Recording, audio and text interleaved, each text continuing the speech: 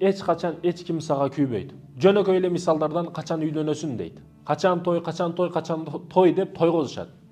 Бирок эч качан үйүң бүттүбү? Машина алдыңбы?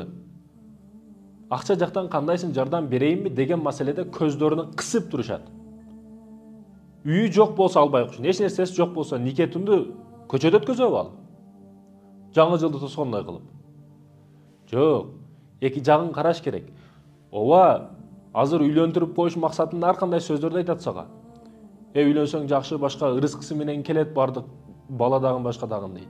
Ооба, рызкысы менен келет, бирок сен аркылуу келет. Рызкы сен аркылуу келет.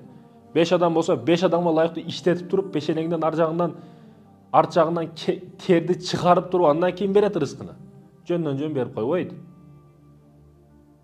Ошондуктан бүгүн ажырашуулар көп. Бала даяр эмес эч нерсеге. Үйлөндүрүп коет, анан ажырашуулар көбөйүп. Кыйынчылык көргөнүгө үйлөнүш керек. Ооба, эң биринчи иманга карайсың, ата тегине карайсың, бирок ага кошумча мен кошкон нерсе кыйынчылык көргөнмү, көргөн эмеспи бүгүнкү заманга байланыштуу. Кыйынчылык көргөн эмес, атасы 20 жыл жумшак буханка нан менен, лепешка менен баккан кыз сени колуңа келди, сен каттуу нан беришти баштадың. Ал албетте сенден нааразы болот, ыраазы болбойт.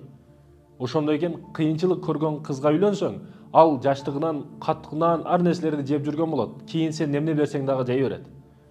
Ошондой экен, кыйынчылык көргөндө биринчи басым жаса.